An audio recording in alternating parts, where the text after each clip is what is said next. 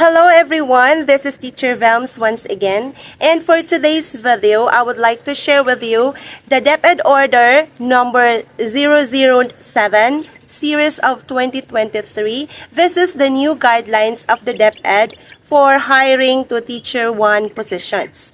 If you are a Teacher 1 applicant, panoorin mo muna ang videong ito dahil makakatulong ito ng malaki sa iyo. Last year and the other years, ang ginamit na DepEd order para sa recruitment selection for Teacher 1 applicants ay ang DO number 7 series of 2015 and DO number 50 series of 2016. And these are the criteria or the pointing system for the old guidelines. Education 20 points, experience 15 points, LET or PBET rating 15 points, specialized training 10 points, interview 10 points, demonstration teaching 15 points, and English communication skills or EPT 15 points, with a total of 100 points.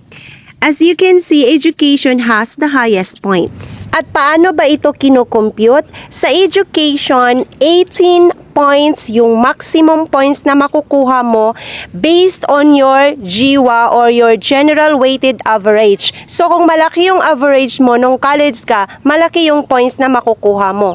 And the remaining 2 points ay kukunin sa iyong masteral's degree or if you have units in masteral. To compute for the experience for every month of service, that is equivalent to 0.15 points. For example, you have 10 months of service multiplied by 0.15, you will get 1.50 points. And take note, for the LGU-funded teachers shall merit additional points on top of the score they obtained from the above point system. That is less than 2 years of experience plus 1 point, 2 years but less than 5 years of experience plus 2 points, 5 or more years of experience plus 3 points. To compute for your LET rating naman, there is a table for that. You can pause the video to know your LET rating equivalent points. Then, to compute for the specialized training, certificate of at least 10 days training, that is equivalent to 5 points, and the demonstration of skills of that certificate is also 5 points, a total of 10 points. For the interview, demonstration teaching, and English communication skills, wala naman masyadong complication dito. Just ready for yourself. Just know how to introduce yourself, review classroom management, then master your lesson plan, review for English grammar and reading comprehension. So, preparation lang ang kailangan sa interview, demonstration, and EPT. So, ito yung old guidelines ng DepEd for hiring Teacher 1 applicants. Let us now come to the new DepEd Order number 007 series of 2023, which is the new guidelines of the DepEd for hiring Teacher 1 applicants this year 2023-2024, and I will discuss each criterion. The criteria and point system for hiring the Teacher 1 positions shall cover the selection and hiring of teacher applicants to Teacher 1 positions in the kindergarten, elementary, junior high school, and senior high school. Take note, for senior high school, the same criteria shall apply in hiring teacher applicants under permanent, provisional, and contractual status. And for IP applicants, you also have the same criteria but must know the dialect of the specific tribe you ought to apply. So, ibig sabihin nito, hindi ka pwedeng mag-apply ng IP kung hindi ka naman talaga IP. Because in the demonstration, you're going to use the dialect of your students, though your lesson plan is English or Filipino. IP applicants now is in demand. So, sa mga IP professionals, it's your time to shine. Good luck! This is Table 1, the point system for comparative assessment for Teacher 1 positions in the new guidelines. So, here, education is only 10 points, training 10 points, experience 10 points, and the LET rating 10 points. The demonstration teaching is 35 points, and the teacher reflection 25 points, a total of 100 points. For you to have a clearer understanding or view about each criterion, himay-himayin natin bawat isa para mas maintindihan ninyo kung paano siya kinukompute. In the new guidelines, Education, Training, and Experience or ETE ay ginagamitan ng increments table at saka rubrics para makuha ang ating equivalent points. And for the LET rating, demonstration teaching, and teacher reflection ay ginagamitan naman ito ng formula para makuha ang equivalent points ng ating mga scores. Paano nga ba ito kinocompute? For education, take note, units and or degree relevant to the position to be filled that exceed the minimum requirements as defined in the CSE-approved qualification standards. Ano ang ibig sabihin nito? It simply means na kapag may MA ka, meron kang points, pero kung wala kang masteral degree or kahit units man lang, 0 ka sa education kahit na summa cum laude ka pa. Aray? Sakit naman? Yeah, it really hurts. Especially pag wala kang MA units tapos malaki yung average mo, yung general weighted average mo. Kasi 0 ka eh. So, masakit talaga yun. Kaya sa mga bagong graduates dyan, mag-enroll na kayo, kumuha na kayo ng masters nyo bago kayo mag-apply sa DepEd. Okay? For training, take note of this. Hours in curriculum and instruction and or other specialized training for skills development in the fields that is related to the work, duties, and responsibilities for Teacher 1 that exceed the minimum requirements as defined in the CSE-approved qualification standards. Ibig sabihin ng exceed the minimum requirements, ayun yung mga trainings mo after ng college. Kasi yung mga trainings mo before or within college years mo, ayun yung mga trainings na required ng Civil Service Commission or approved ng CSC para makapasok ka sa qualification standard or para makagraduate ka. And the training must be acquired within the last 5 years. Relevant training hours earned from digital or virtual or online learning may be considered. So, this is good kasi dati hindi pwede na less than 10 days kasi yung requirement ng training in the old guidelines ay 10 days talaga. Pero ngayon, kahit 24 hours na training, pwede na siya. Less than national certificates or in situ and trainer's methodology or TM certificate may be considered too, provided that the skills acquired from the training are relevant to the work, duties, and responsibilities of Teacher 1. Next is experience. For experience in teaching, it should be exceeding the minimum requirements as defined and the CSE-approved qualification standards. And for senior high school, it should be relevant industry and or work experience may be considered.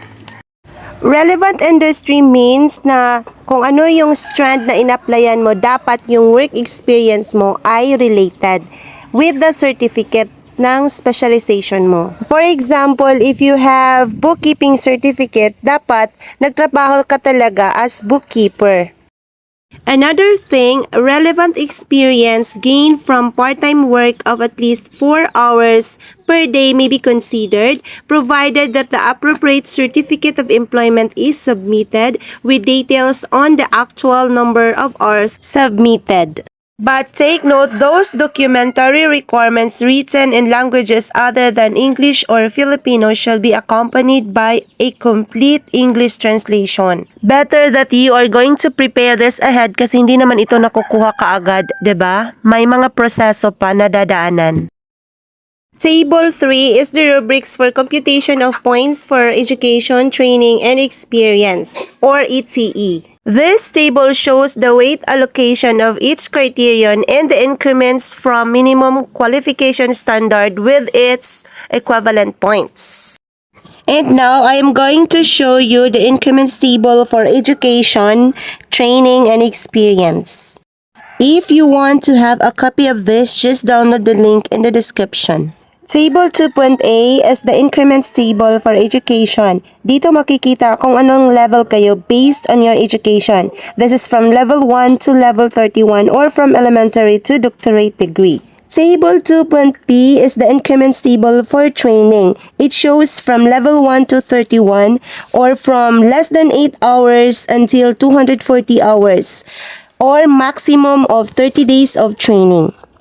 Table 2.C is the increments table for experience, which is from level 1, which is less than 6 months, to level 31 or 15 years or more of experience.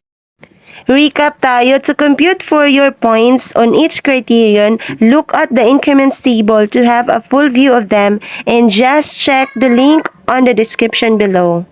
Then after getting your increments, use table 3 to get the equivalent points. We're done with education, training, and experience. Now, let us discuss let rating, demonstration teaching, and the teacher reflection.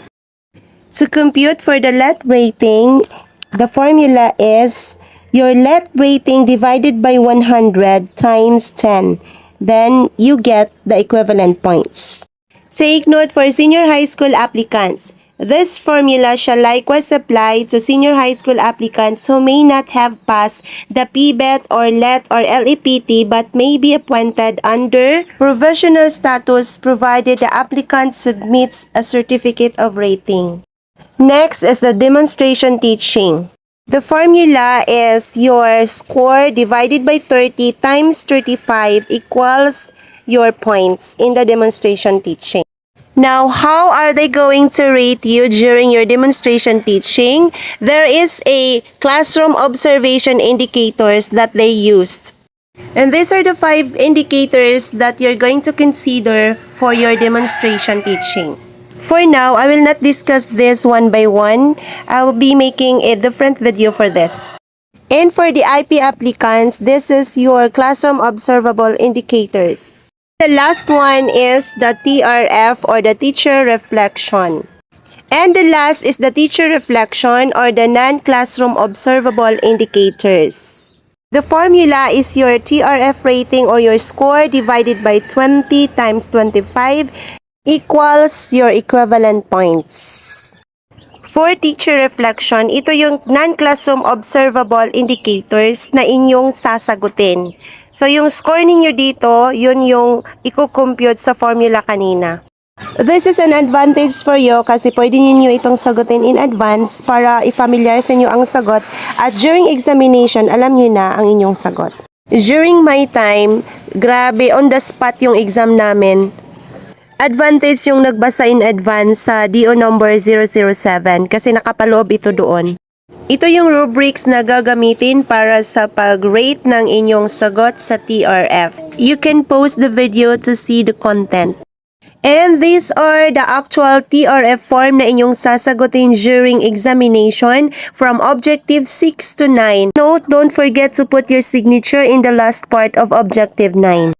Now, let us have a recap for what we have discussed. In the new guidelines, education is 10 points. Kukunin siya sa inyong masteral. If walang masteral, 0. Sa training naman, minimum of less than 8 hours to maximum of 240 hours or 30 days. For experience naman, less than 6 months of experience to maximum of 15 years or more. For the LET rating, the formula is your score divided by 100 times 10 equals your points. For the demonstration teaching, your score divided by 30 times 35 equals your points. And for the TRF or teacher reflection, the formula is your score divided by 20 times 25 equals your points. I hope that this video may help you if you are planning to apply at DepEd this year 2023-2024. Thank you so much for watching and good luck. Shout out to Sir Christian taga DepEd, my classmate in bookkeeping and sitter. Thank you for the support, sir. Thank you so much for watching.